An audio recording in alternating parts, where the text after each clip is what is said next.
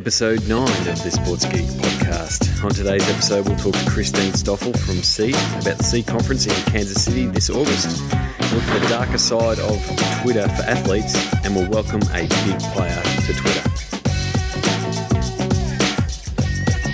Welcome to the Sports Geek podcast, the podcast built for the sports digital marketer. And now, here's your host who is actually taller and younger on the internet, Sean Callanan. Thanks, DJ Joel.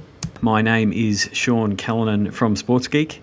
Welcome back to those who have been listening to the Sports Geek podcast. Thank you for downloading again and listening again.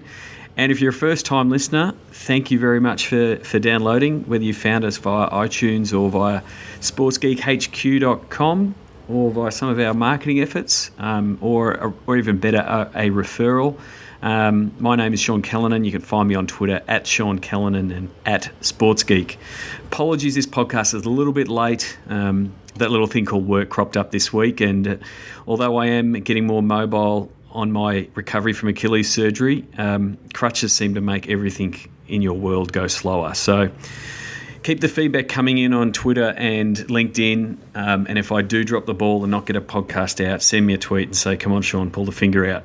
I'd like to see that as a hashtag telling me to get back on the ball. This week on the show, first of all, I'd like to welcome, I'm very excited of having the first sponsor for the Sports Geek podcasts in SEAT Conference coming on board as the presenting partner for the next couple of weeks. If you don't know by now, I've been a big supporter of the SEAT Conference as a speaker and on the steering committee over the last 2 years, so I'm very happy to be promoting the SEAT Conference in Kansas City. So to kick off this week's podcast, I chat with good friend and founder of SEAT, Christine Stoffel.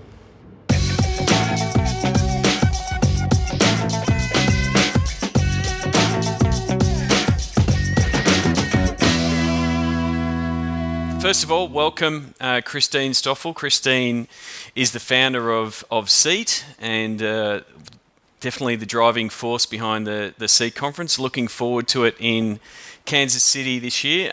Christine, welcome to the Sports Geek podcast. Well, thank you so very much, Sean. And, we appreciate all your support. Your organization and specifically you have been such a driving force behind us and helping us to learn more about social media and really getting out there and really reaching out and building, a social media group and in the SEAT community. So thank you so much for you and all of your support. Oh, no problems. So just, I've spoken about the SEAT conference a little bit on the podcast before, and people know that I've been to the last two. Can you give everyone a little bit of a background, the beginnings of SEAT? Because this is first of all, what number SEAT conference is this, and where was your humble beginnings?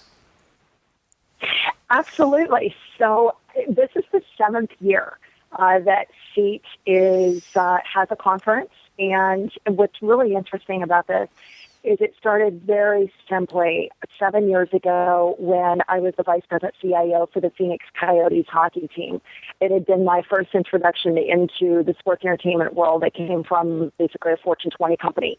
And coming into sports new, I wasn't sure, how, what other teams were doing with, what their projects were, how they implemented things, who they were using, their team structure, their organizational structure, things like that. So I started reaching out and just started building just a small consortium of sports teams. We started talking on a regular basis, and then within a couple of months, it just kind of brought everybody together in Scottsdale, Arizona, and that was 7 years ago. We fast forward 7 years, so 23 teams showed up 7 years ago, and it was just a small group, really CIOs, vice presidents of IT, really just talking and sharing our experiences and really moving forward in thought leadership and innovation. And every year it continued to grow. They kept asking me to continue moving this forward and putting it on. We now fast forward 7 years, and this year we're expecting anywhere between 400 to 450 people to attend this year's conference in Kansas City. So needless to say, it has grown exponentially. The program has become very dynamic and fun and deep and relevant to the industry. So it's been really fun to be a part of this and to be a part of such an amazing industry and watch this grow for 7 years. So again, for the people who don't know, I was lucky enough to speak at 2011 in Los Angeles, and at that point, Seat Conference was done in conjunction with the guys at Association of Luxury Suite Directors Conference in LA, and it was a very, very successful conference.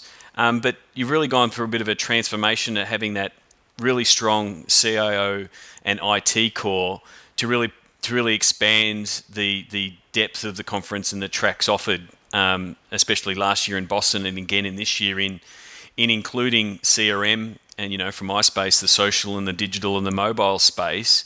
How have you seen both the Seat community and the teams embracing that?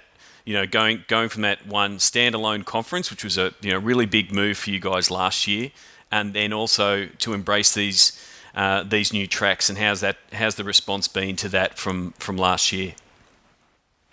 The response has been phenomenal, and it's real, and you're right.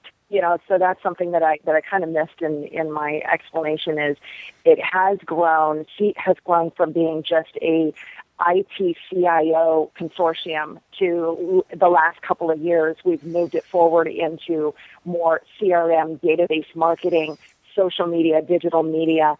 So it's now what we're calling is the wheelhouse of sports, and these groups within sports organizations and entertainment venues, as well as colleges, that are leveraging technology and leveraging, not just the core technologies like Wi-Fi, DAS, mobile, but now, we're really trying to get everyone to talk together and collaborate together. So we're bringing together CIOs and CMOs and CRM and database marketing leaders and social media leaders to have conversations together. Granted, we do have 3 separate tracks, but there are multiple sessions throughout the conference that we're bringing everyone together with case study presentations and very relevant, deep discussions around how everyone needs to be working together in order to improve the fan experience in their organizations and really across the industry, and how we can move the needle forward, how we as a group can be more innovative for our fans, and also for the organizations. How do we monetize the social media and the CRM and the database and the marketing efforts to create new revenue streams for the organizations? So we definitely Seat has transcended from just a core CIO group to really leveraging across the organizations in multiple disciplines. Yeah, and from my point of view, going to the 2011 one in LA, and I was in a really bitter battle with our good friend Shane Harmon over the mayorship of the Lakers locker room. He still won't forgive me for stealing the mayorship the day after he left. But it was really good having that discussion with the what we would sort of the core IT guys, and at heart, for 20 years I was a geek before I was sports geek. But it's now good to see guys who are the VPs of IT, the guys that are running out these big screens like Kevin at the Indiana Pacers for their stadium, and we've talked to guys like Todd, who's now at the Grizzlies, around the rollout that he had to do at New Orleans and now at the Grizzlies. But having the CRM guys and the marketing guys who are crying out for the Wi-Fi access at stadiums and being able to activate at the stadiums, a lot of the times these guys don't get that chance to have those discussions because everyone's so busy with their role at the with the team. But at Seat, it might be at a joint session where everyone gets to look at the bigger issue, but also the networking events, which is one of the things that when people say, why do you go to Seat, I say, well, Christine and Chris Dill, who is former CEO from the Trailblazers, is your cohort with Seat. The networking events that you do for Seat are just as valuable because you get to mix with other CIOs, but also other CRM guys, and start saying, well, we really need to work together.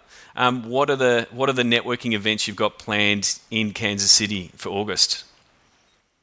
So this year, Sunday evening, every year we have our reception networking. It's kind of the meet and greet where everybody, that hasn't seen each other in a year gets to see each other. And of course, we always have, usually another 75 to 100 new people that come in on Sunday nights, and we get to talk and meet and greet and just really, just kind of get to know each other again. And then Monday night this year, we are going to we actually have a doubleheader. So we are going to the Kansas City Chiefs, and we're doing a technology tour. We've partnered with the Chiefs and their organization and several of their technology providers, and we're getting a really good, deep tour as well as an understanding of what they've done from a technology perspective, how they've deployed it, what they're doing different, and how they're improving the fan experience. And we're going to have some receptions, some appetizers, drinks, and a tour there. Then we're walking right next door, and we're going to the Kansas City Royals baseball game. And this is, when we do things at games, we don't just buy tickets that sit everybody in seats. This is we've got several of the balconies for our group. So this is really a true networking. This is a walk around, grab a drink, grab some food, and walk around and meet and greet and talk and network and enjoy the game, enjoy the whole experience. And so that's going to be a really fun evening. Then Tuesday night, Sporting Innovations is a phenomenal group, and they have really come to the table with a great idea, and they are presenting us with a Tuesday evening. First, we're going to their headquarters, and we're going to see what Sporting Innovations is doing from a technology perspective, and they really have a 360 view of the fan. And we're going to get to see every piece of the technology that they're using, how they're using it in their 7-story headquarters, which is really kind of a data center.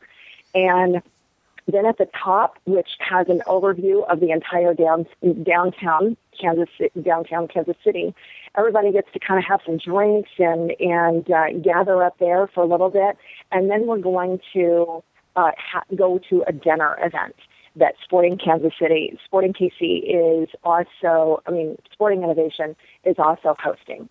A complete dinner event for us that we have a lot of surprises that evening that will be a lot of fun, very, very different and unique experience for all of our attendees at the conference. So we've got some really fun things planned from a evening networking perspective. Well, yeah, even last year, going to historic Fenway Park, you wouldn't have thought that it would have that much technology, being an older stadium. But all the true geeks were given a little bit of a private tour by Steve Conley from the Red Sox to show all the tech fit out that was well and truly hidden away at Fenway, but just shows you the tech that's behind stadiums like that. I'm really looking forward to checking out the Sporting KC stadium. It is one of the most tech-savvy stadiums, and as a sports geek, I'm really excited about that. So, the networking events alone for mine you've always just completely knocked it out of the park.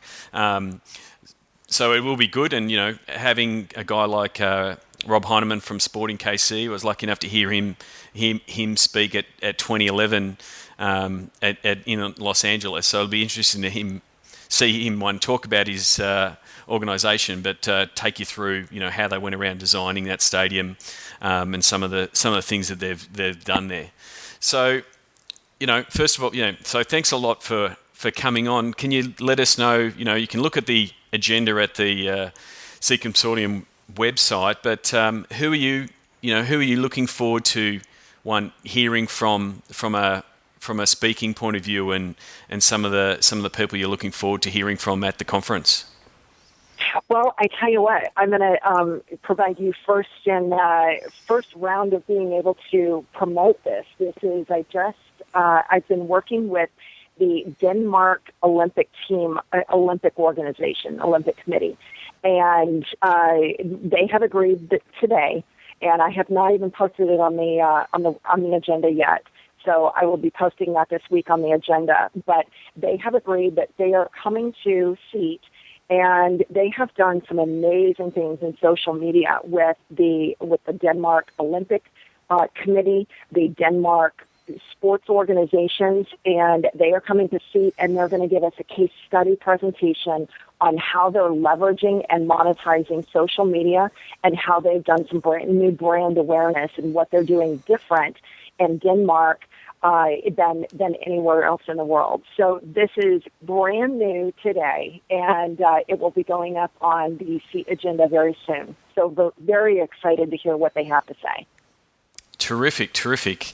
And, and so the other thing is, with the expansion of, I guess, the conference now to go from that CIO, CRM and digital guys, how many are you seeing an uplift of the regulars that have been coming to SEAT now, bringing along their digital guy and bringing along their CRM guy? I mean, obviously the CRM guys were new last year. There was a really strong response from the CRM community to be able to discuss what they've been doing, some really good discussions, and it was actually good to see people jumping cross streams. I might be a digital guy, but I want to hear what the CRM guys have got to say.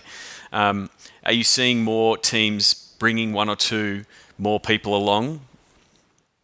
Absolutely. Actually, this year we're seeing teams are bringing 2 and 3 people because we do have 3 full tracks.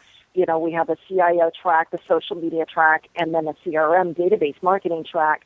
Teams bringing enough people so that they can really divide and conquer, and which is really awesome. That's really what we wanted. We wanted teams to bring multiple people.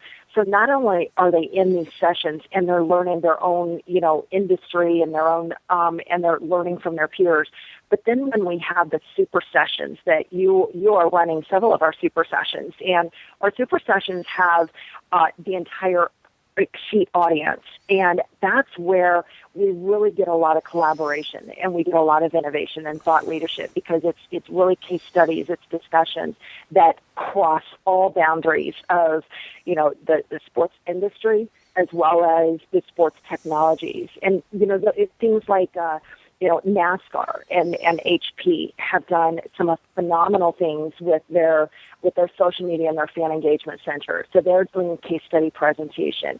We've got Major League Baseball. We've got the Barclays group and the Warriors group doing case study presentations of what they've done and how they have, and really that their case study presentations are bringing in that the CIO is going to be part of that, the CRM, the database marketing, as well as the social media. They're all working together to do case study presentations so that they can demonstrate how their organization have pulled it all together and how they're working internally together. So, and that's really the theme around this year is, working together, collaborating together, and showing how technology can bring in, all of these components to enhance an organization's brand awareness as well as the fan experience and revenues.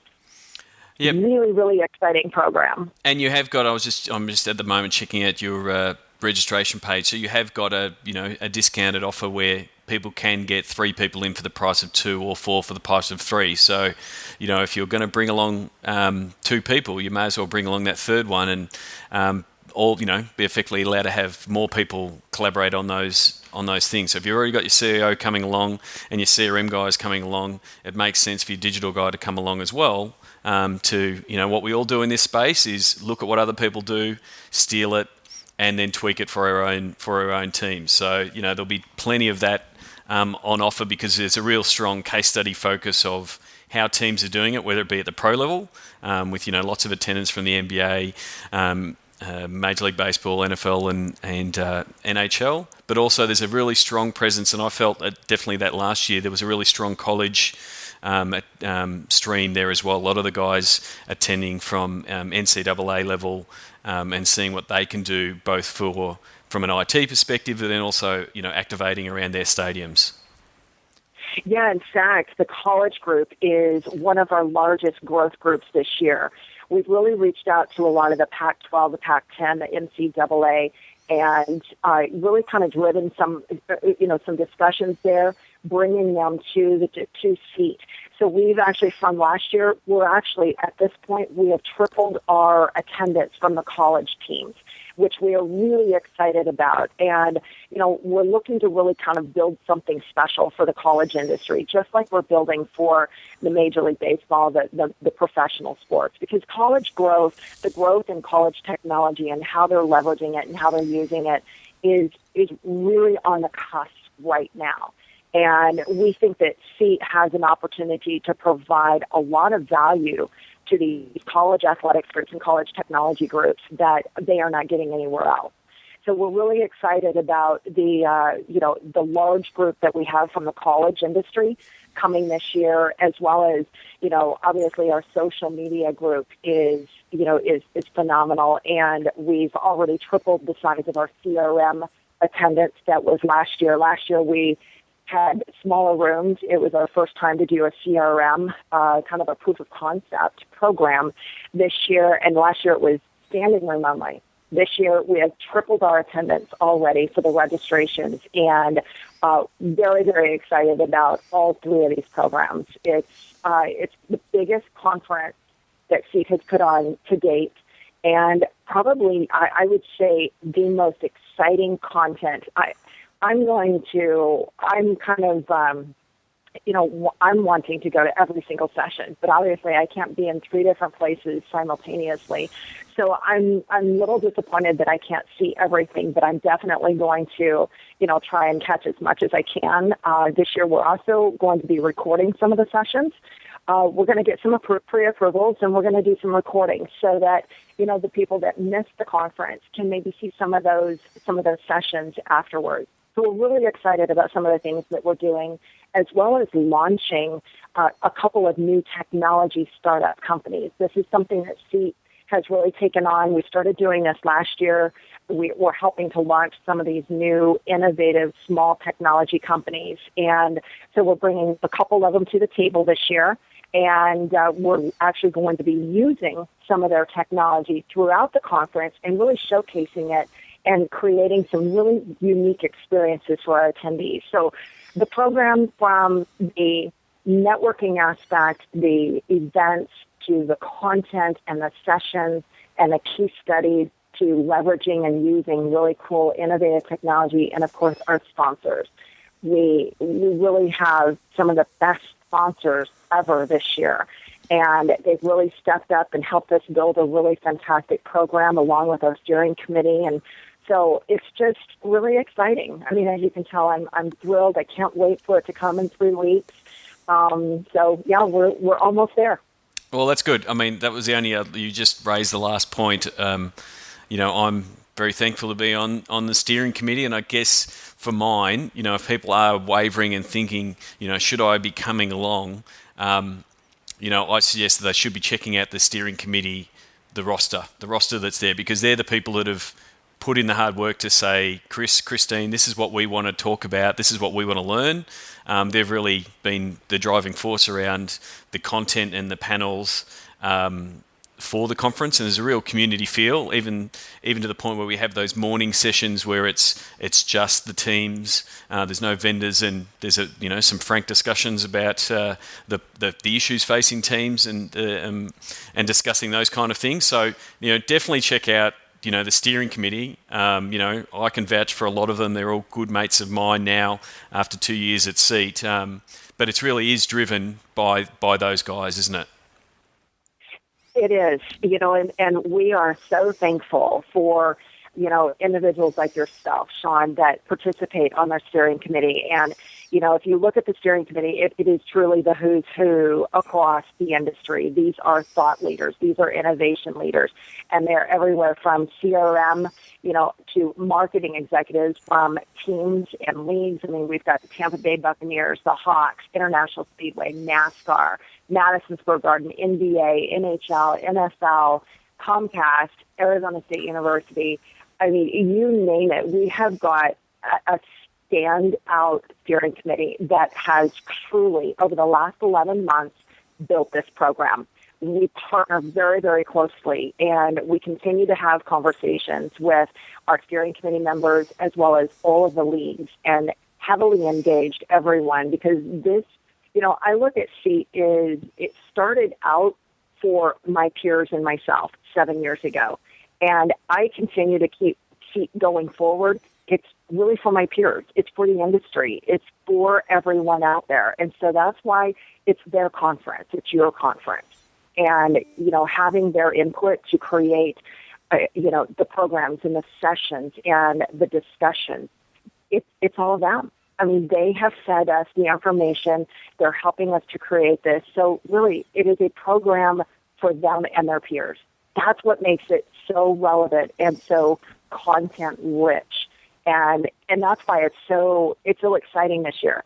We have over 60 steering committee members that are spread across 3 different tracks and over 37 sessions going on at the conference.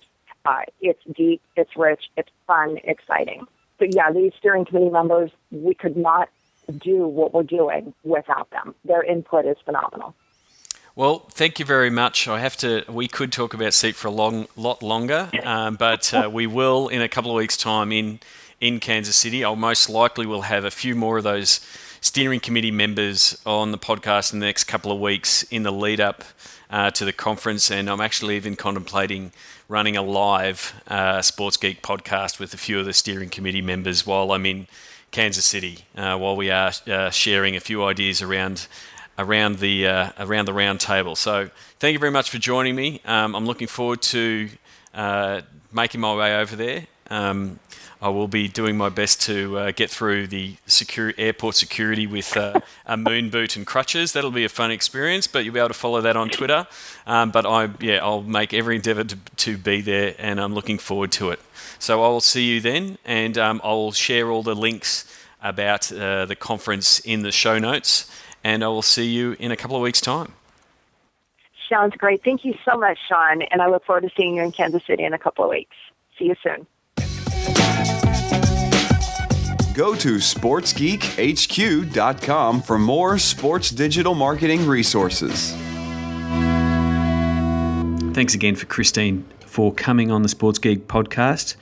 Don't forget to check out the SEAT site by following the link sportsgeekhq.com/SEAT 2013. You can also follow SEAT Conference on Twitter at SEAT Conference, and the hashtag will be SEAT 2013. But I strongly suggest, check out the show notes, sportsgeekhq.com/9. There's that 3 for 2 offer, the 4 for 3 offer.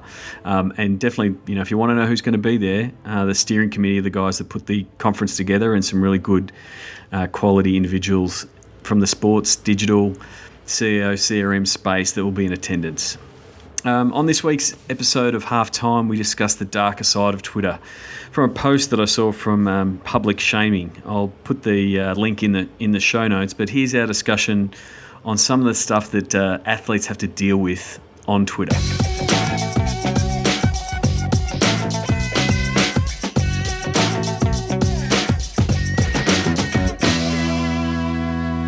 Interesting topic today, just because Twitter is taking the world by storm. But it's not all roses and chockies, is it? No, it's not. I mean, we have talked its praises before and said how it is great around sports and great around, live sports, and that's where it's really thrived. Yep.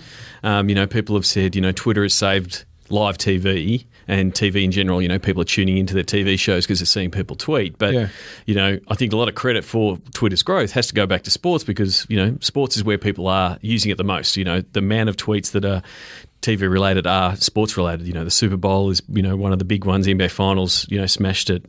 And the same goes here, with Origin and those kind of things, the Wallabies, the Socceroos recently. But there is a bit of a darker, ugly side in the fact that, especially from an athlete point of view, in the amount of, vitriol and just bad tweets. I mean, there's no, I could use expletives, but I won't do it on the radio. But, the amount of rubbish and attacks, personal attacks, that athletes get is just disgusting. I mean, and no greater example on the weekend in the Wimbledon final with the champ, Marion Bartley. And you tweeted me a link, or you emailed me a link earlier this afternoon, and I clicked on it just before when you came in. And the conversation, the discussion around Marion Bartley from the Twitterverse that have been highlighted here, and there's hundreds of them, is just horrific. Yeah, and so, everyone has their own reasons for why they want to, barrack for a particular player, but why they feel the need to attack both, just in their general stream, saying I don't like Marion Bartoli because of this, and then and then on top of that, the people that have the I don't want to say courage, because I don't think they've got any courage at all, but people that flat out mention them, and it's going to be in the Twitter mentions of Marion Bartoli after winning Wimbledon, where I'm absolutely sure there'll be a lot of people congratulating her, but why do they feel the need to attack an athlete? What gives them that right? And there's a bit of I've got my account, I can do whatever I want. Yep. No doubt. People playing that free speech card, but I really just have real trouble with figuring out why people do it, and it is a real problem for athletes. We've helped athletes try to manage it, and you do see the media blow up and going, oh, why did that athlete have a go back at that person? They've got to show restraint. Well, if you get to see some of the abuse that athletes get at all levels, and it doesn't have to be a superstar, it doesn't have to be an athlete that puts himself out there. Yep. Any and all of them will get their whacks, and so quite rightfully, sometimes you say, well, they should have a go back. But then you have the cases like Michael Owen when he retired. When I was doing some training with the Socceroos, I said, as an athlete, you really can't. You can't have a go back at these people because you don't know who they are. You don't know if it's just someone who's trying to be smart or thinks they're smart or whatever, or if it's a 15-year-old kid that's just a little bit messed up and not quite understanding the world. And so if their idol comes back and says, get lost, you loser, you don't know what reaction that might cause. And Michael Owen, when he retired, put out a tweet saying retired, and someone said, what have you done, you spud, or something along that line. Yep. And he replied, so, what have you done in your life? And the guy replied, well, I'm a W amputee war veteran. And, Michael Owen copped it for that. But, all he was doing was responding to someone having a go at him. So you don't, from an athlete point, you're in an absolute no-win situation. So, as a fan, what you've got to do is, you block and report and say, look, that's not on. Like if you have someone that's your follower and you see someone do this, say, no, it's not on. Block, report, and tell them on their bike. It's a good message. Be vigilant on the Twitterverse because it can be a nasty place. It can be a great place too and a lot of fun. I expect it to be a lot of fun during the Ashes as well. It certainly will, and hopefully no one will be tweeting at the Ashes because we don't want her to get upset like she did last time. So go with hashtag Return the Urn. Return the Urn on the Twitterverse tonight. And we can find out more about all this sort of stuff at sportsgeekhq.com. Good luck with your Achilles, mate. See you next week. Cheers, mate. Find all Sports Geek podcasts at sportsgeekhq.com/SGP. One thing I didn't get time to discuss on halftime was what Twitter is currently trying to do to address this issue, especially for athletes and celebrities on Twitter, because, as I said on the show, there is a chance that athletes will walk away from Twitter if the experience becomes so poor. So VITs, or very important tweeters, are vital to Twitter, in their eyes at least, as they see as vital to keep content moving on their platform. I don't necessarily subscribe to that theory that they are the be-all and end-all and the important part of their platform, but I do think it is important to make them feel safe. So there is talk that they are working on a system that potentially would work similar to a Google Gmail spam filter. So if you're an athlete, you'll be able to see the engagements and the mentions that you want to see and that people you follow and other athletes, because you want to have that byplay. But that straight-out troll behaviour will be marked by an algorithm and be put into a potential spam folder, and potentially might make the experience of Twitter a little bit better for some of these athletes and celebrities that are copying this left, right, and centre. Which leads me to another player that would have copped a fair bit over the weekend or over the week in making his decision to leave the Lakers. Dwight Howard, if you weren't following the free agent circus, did decide to leave the Lakers, but I don't think from a digital point of view, and I'm not worried about where he should have gone and all those kind of things, I don't think from a digital point of view he could have handled it worse.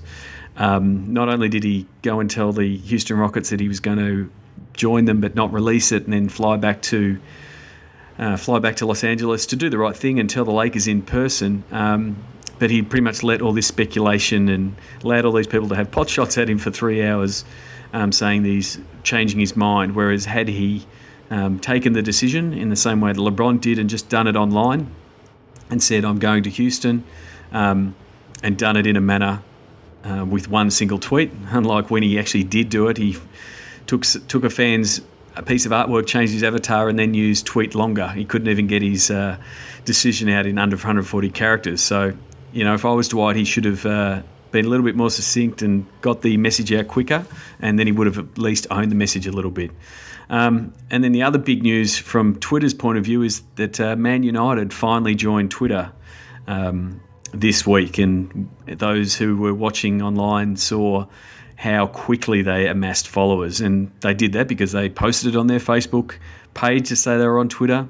They also sent out an email to their email list, and so after 12 hours, as I've recorded this, they're at a bit over 300,000 Twitter followers, which bodes well because they'll be coming to Australia next week to play the A-League All-Stars, so I expect the A-League to get a little bit of bump in traffic now that Man U is on Twitter. So it only bodes well for their visit and for fans following Man United to get a little bit more content from them. But there is a lot of pressure as they did wait to join Twitter and said that they weren't going to join Twitter until they saw the commercial viability of it.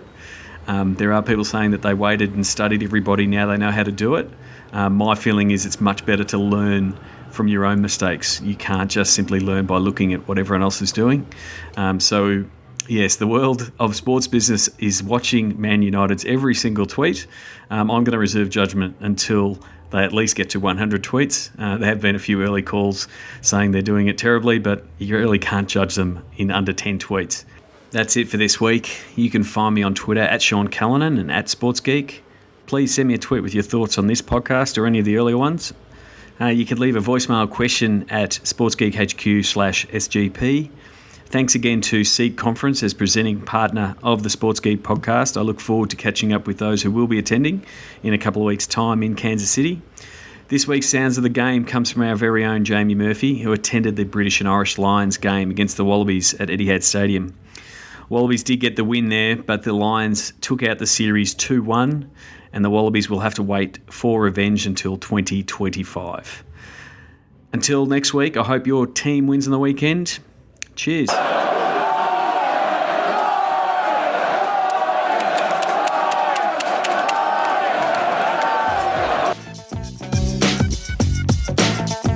Please leave a review on iTunes. Go to sportsgeekhq.com/iTunes. Like the Sports Geek podcast? Find us on facebook.com/sportsgeek. Thanks for listening to the Sports Geek podcast.